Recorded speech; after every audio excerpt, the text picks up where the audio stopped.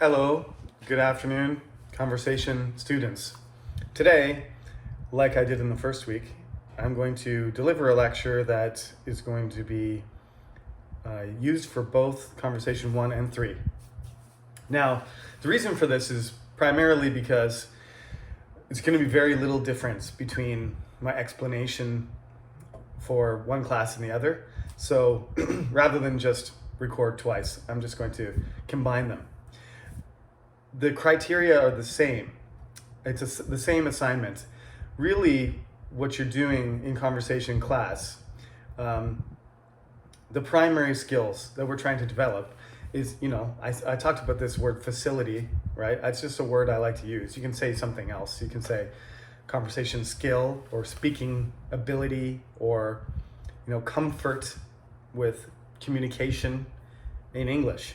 That's what we're trying to do in general. Specifically, though, one of the key skills that you may need, I shouldn't say may, you will need if you use English in your job.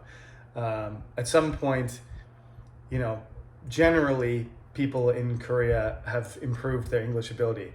I can say the average Chungnam student is better at English than they were 10 years ago. And that's because English education has come a long way and people have come up through the system. Foreign students too tend to have higher competency than they did in the past. So I've been here for 12 years and very early on in my experience of teaching this class, speaking classes, one of my students said, it was maybe the first or second year, she said, conversation class is fun, but I feel like it needs to be relevant, And this student, her English is excellent. She was my student in multiple classes and she graduated and then she went to England. And I taught her briefly again when she returned, and she's, working in an NGO. She's worked in Vietnam and I'm not sure exactly where she is now, but she's got a job working in an NGO. Very well-educated young lady. She was concerned about how relevant the class was and how it could be used, how it was going to develop her ability. So I took her advice, I took her comments to heart and tried to, make the class more skill-based, I guess. And since we went online, some things have become more difficult to do. I've talked to you about this already. I don't think you get enough speaking practice. So we got to work something out assignment-wise. But for now, as I told you, I want the presentations to be done by the end of the month because I need to grade all this stuff. It takes a while to check 80 students, 75 students, presentations that are 5 to 10 minutes long. 6 or 7 minutes is perfect. 5 minutes is fine. 4 minutes and 30 seconds is not fine, okay? Your presentation needs to be 5 minutes long. The range is 5 to 10 minutes. So literally, just like when you do a speech, if you are under, like you're 15 seconds under, it's going to cost you a little. If you're a minute short, it's going to cost you a lot. Literally, when you judge a speech contest, which I've done many times since I came to Korea, that's the criteria. For every 15 seconds that you're off, they take away a point, okay, on a speech contest. So this is realistic. You have to manage your time. So that's part of, the main criteria. I'm gonna have to make a sort of list and upload a file so you can see exactly what I need you to do. But here are the main things. You can't read, you have to present, you have to speak. You can use slides, you can edit or not edit. You can do a speech, you can dance and talk, you can sing. It doesn't matter. but you can't read from a piece of paper.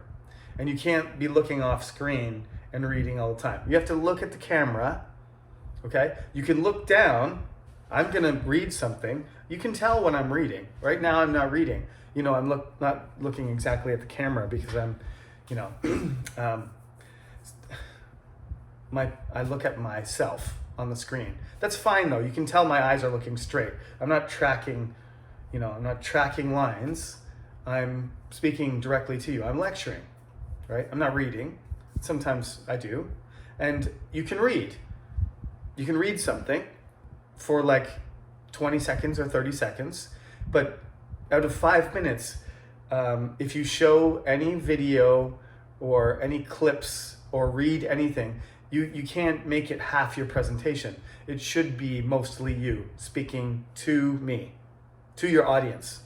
Me, I'm the one judging you, but if I showed this video to somebody else, it would be you talking to anybody who watches it. Just like random people go on my YouTube channel and watch me lecture. I don't know who these people are. About 60% of the people who look at the videos are you. And then there's a whole bunch of other people. And they're going to watch me explain things just the way you would. But my primary audience are Cheongnam students. And so your primary audience is me. You can show your family your English presentation if you want, but I'm the one who's gonna watch it and grade it. It has to be in English. Any use of other languages needs to be limited, and you need to tell me what it means. If you use French, I can speak French, I can understand French, no problem.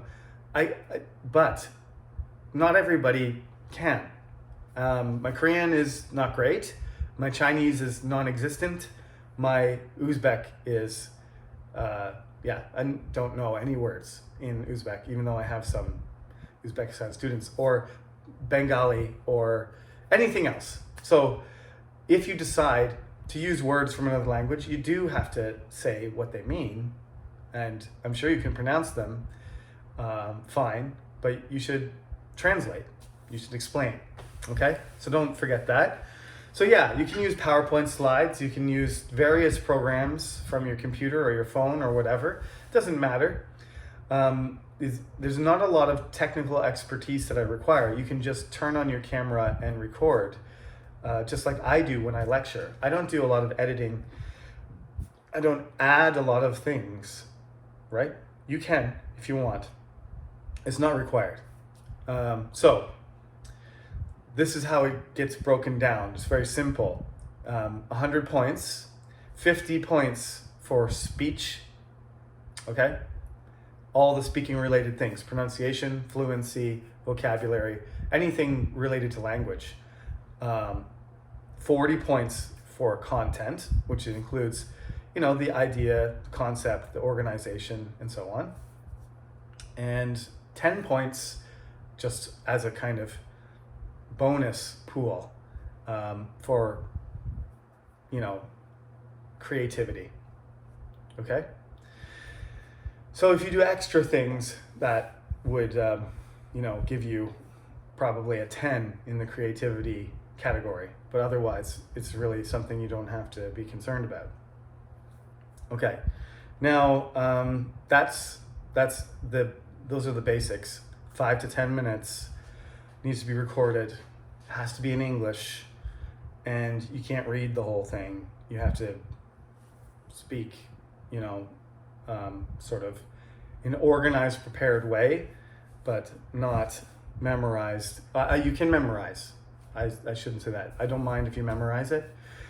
Lots of students do that so that they don't make as many mistakes, and that's okay too. For this, I don't like you to memorize for the interviews, but for this, you can. Okay? Now, how can you do a good job of your presentation? Well, preparation and practice is important. So you're probably not going to do as well as another student if you don't invest a certain amount of time.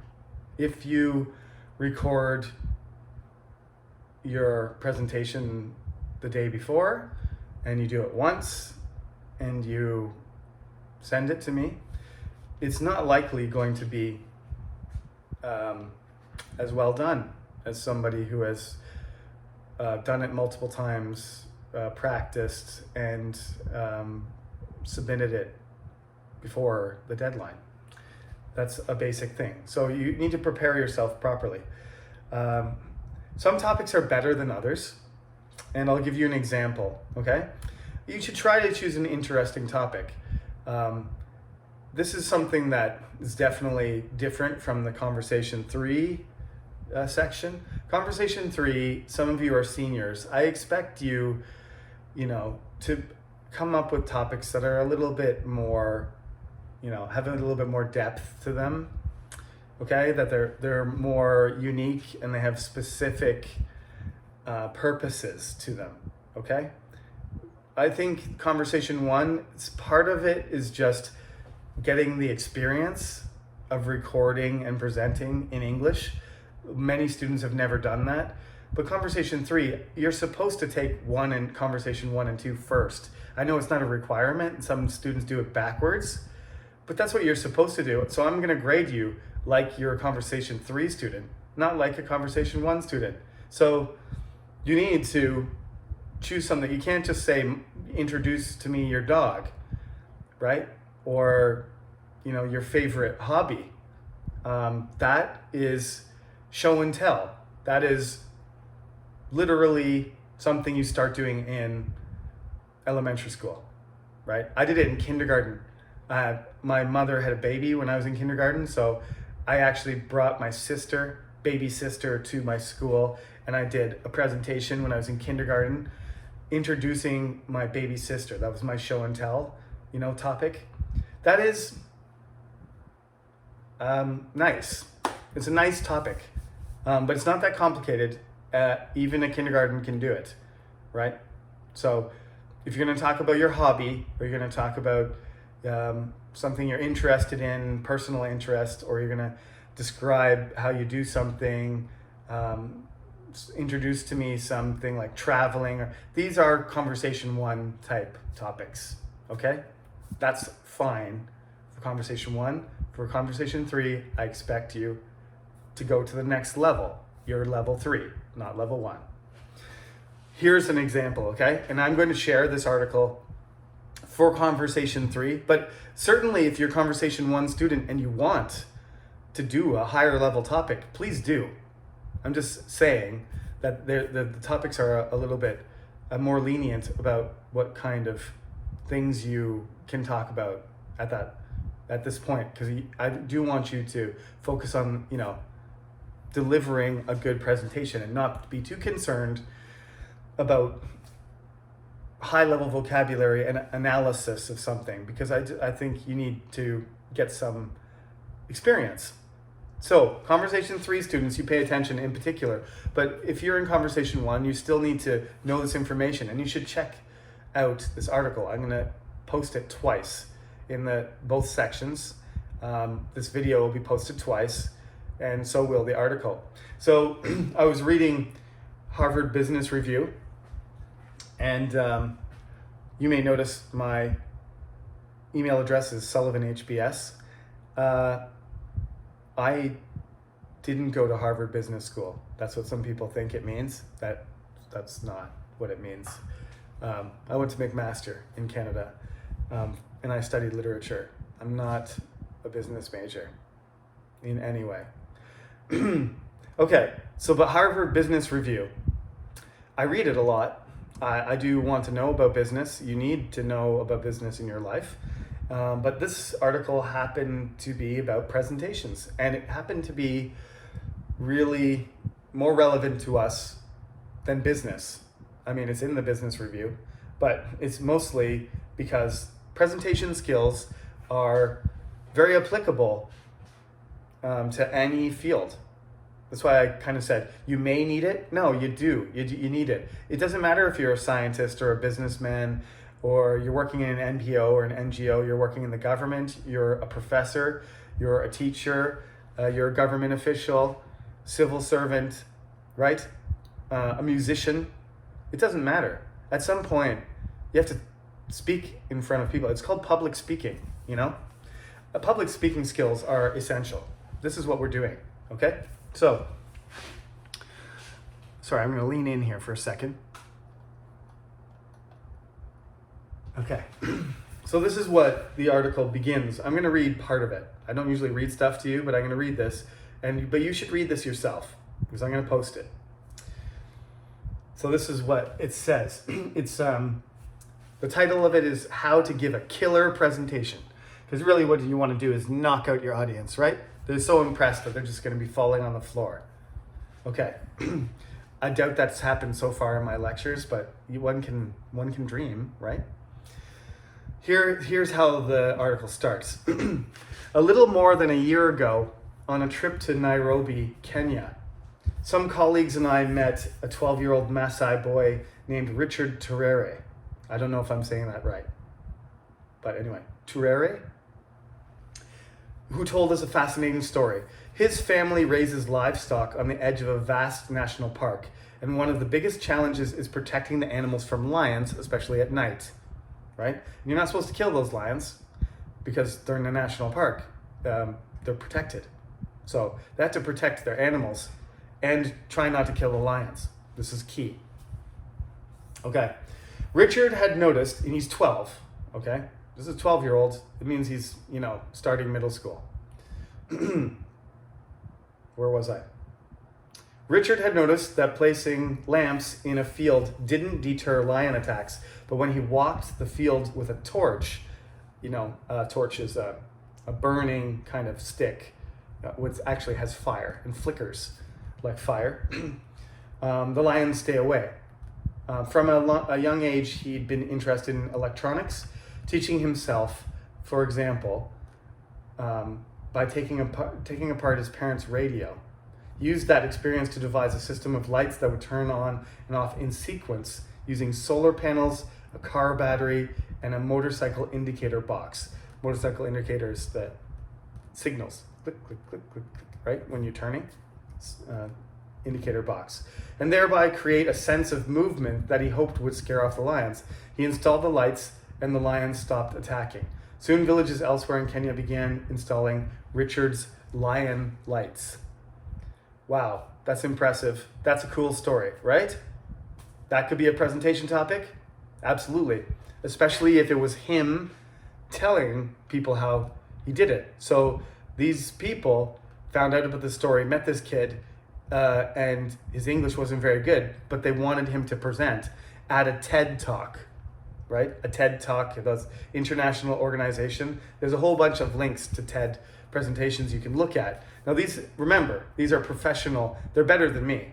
They're certainly better than any student I've ever seen, but there's been some great presentations over the years in TED that you can try to imitate, and you can sort of get a model for what you want to try and do. There's some fundamental skills involved. They've just become experts. And that's why they're doing a TED Talk. They're invited because they're experts. Not just they're experts in their field. They're experts at a certain thing, doing a certain thing. And they're good at public speaking too. Okay, so here we go.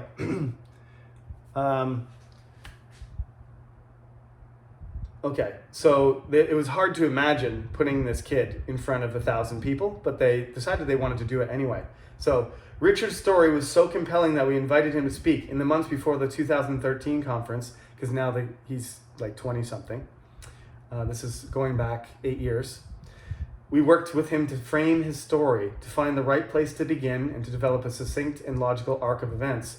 On the back of his invention, Richard had won a scholarship to one of Kenya's best schools.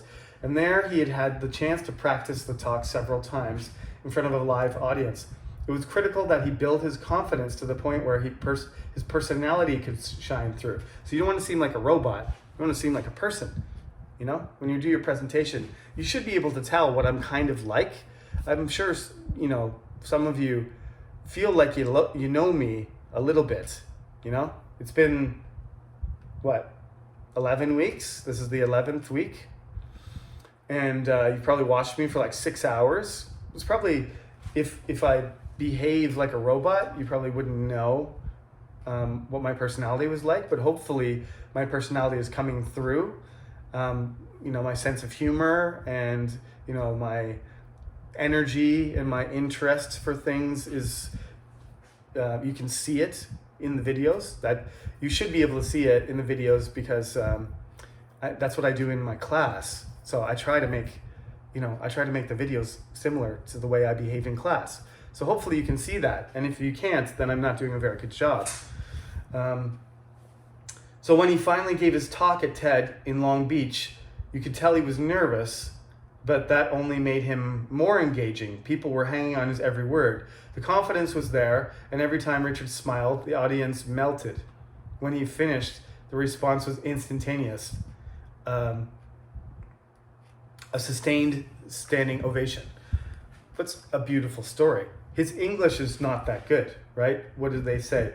His English was halting. When he tried to describe his invention, the sentences tumbled out incoherently. So this is a boy whose English isn't, he's got English ability. In some ways, he might be similar to some of you. He's nervous. You lose that nervousness after doing recordings hundreds of times, right? If you look on my YouTube channel, I've done this for 2.5 semesters. We're getting close to, we're gonna get to 200 videos soon on that channel. So I'm not that uncomfortable talking to my camera and my computer anymore. Yeah, it's fine. But if you go back to the beginning and you look at the first video, you can tell, actually, I don't do a very good job. It's not terrible, but I'm confused and I'm, unnatural. But that's also because there was no people. But what you have to imagine is that you're talking to me. And just like in the Zoom interviews, you're nervous. Like I always say, how are you doing today? And everybody says, I'm nervous, or I'm, scared, or uncomfortable, or worried, or something like that. Yeah, everybody is. That's not something you need to say. You should be nervous, and if you're not, you're kind of like an introvert at the best case scenario, or a psychopath at the other end. I don't mean you're a crazy killer. I just mean that emotionally detached. Okay? So you're supposed to be nervous, and the nervousness is okay to show, right? You can be a little bit agitated. But sometimes I touch my face, scratch my head and stuff. People think, scratch yourself. Try not to do too much of that. You should use your hands to express, but you shouldn't be like hugging yourself or something like that. Just relax. Put your hands down. Relax. Make mistakes. I do too. Do your best. Record it a few times. Make sure you have a plan. Prepare your topic. Organize it well, and then say what you do your best to express.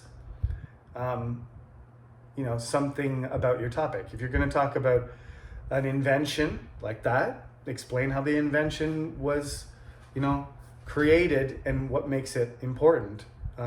Basically, people watch presentations because they want to be informed. They want to be entertained. They want to be informed. They're curious, right? I say to students, you need a purpose when you're doing your presentation. So if you're going to entertain and you want it to be funny, that's fine. If you're trying to sell something, you want to persuade me to give you money, then go ahead. Market a product to me. It can be imaginary or it can be real. I don't care. If you're going to try and pitch an idea to me, like you're going to create a business, and you can pretend that I have a lot of money and I'm an angel investor, I'm just going to give you $1 million to start your company, that's all fine. I had a student, I always try to give examples. I had a student sing, I've had students play guitar. I've had students do taekwondo. You have to talk, and then you do your demonstration too, like a demonstration of why you talk about it, your background, your interest in it, explain it, and then say, like show how it's done.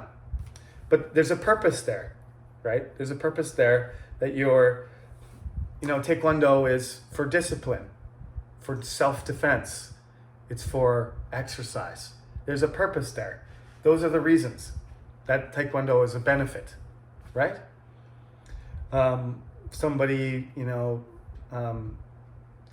been people who have baked things, explained how to do things like that. So it can be a process, it can be informative, it can be persuasive, it can be a sales pitch, it can be a demonstration of your ability at something, like if you can sing.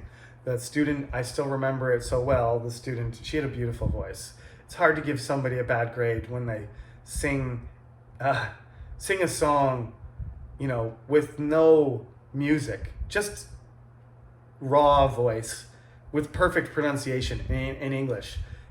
She started out by saying she got really sick. She loved singing, and she got really sick, and she had some sort of infection in her throat, which damaged her throat, and she couldn't sing for a while. And the doctor said her voice would never be the same.